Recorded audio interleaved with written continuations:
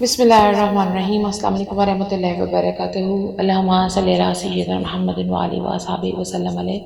اللہم صلی علی محمد وعلی محمد۔ لیلۃ القدر کی تلاش۔ مصفرین اور احادیث اور جتنے بھی اللہ کے پیارے ولی گزرے ہیں ان کی نظر سے اس پہ توجہ فرماتے ہیں کہ رمضان مبارک کی آخری جو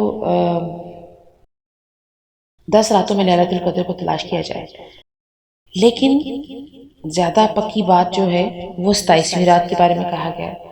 حضرت امام مالک رحمۃ اللہ کے نزدیک آخری عشرے کی تمام راتیں برابر ہیں، کسی رات کو دوسری رات پر فضیلت حاصل نہیں۔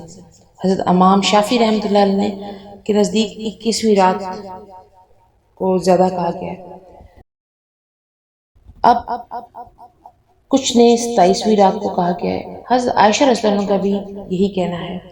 حضرت ابو یزید سلمی رضی اللہ عنہ فرماتے ہیں کہ یہ 23ویں رات ہے۔ حضرت ابو ذر اور حضرت حسن رضی اللہ عنہ فرماتے ہیں یہ 25ویں رات ہے۔ حضرت بلال رضی اللہ عنہ یعنی حضور کریم صلی اللہ علیہ وسلم سے روایت کرتے ہیں کہ یہ 24ویں رات ہے۔ حضرت عبداللہ بن عباس اور حضرت ابی بن کعب رضی اللہ عنہ فرماتے ہیں کہ یہ 29ویں رات ہے۔ اب 29ویں رات کی زیادہ طاقت کی دلیل واللہ اعلم۔ امام حنبل رضی اللہ عنہ کی یہ روایت ہے کہ جسے آپ نے حضرت عبداللہ بن عمر رضی اللہ عنہ سے روایت کیا ہے۔ آپ فرماتے ہیں کہ صحابہ کرام رضی اللہ عنہ جو تھے ہمیشہ آخری عشرے کے اپنے خواب جو تھے حضور کریم صلی اللہ علیہ وسلم کی خدمت میں عرض کیا کرتے تھے۔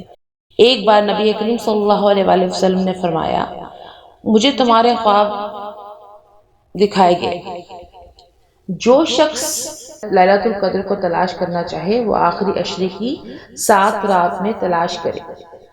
اور بھی روایت کی گئی کہ حضرت ابو یعنی جو حضرت عبداللہ بن عباس رضی اللہ عنہ نے اب جو کہا، حضرت عمر بن خطاب رضی اللہ عنہ نے عرض کیا میں نے راتوں میں غور کیا تو میں نے 27ویں رات کو زیادہ بہتر جانا۔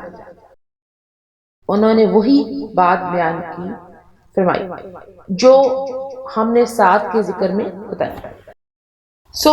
لیلۃ القدر جو ہے وہ آپ 21 سے لے کے سارے دنوں میں ہم تلاش کریں گے انشاءاللہ سب مل کے۔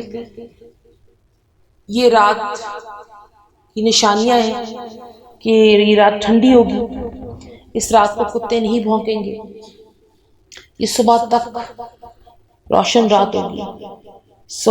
اللہ تبارک و تعالی ہمیں اس رات کو تلاش کرنے کی توفیق عطا فرمائے، اور اللہ تبارک و تعالی ہمیں سب مسلمانوں کو یہ رات کو ڈھونڈنے اور اس میں عبادات کو خوشی خصوصی کرنے کی توفیق عطا فرمائے۔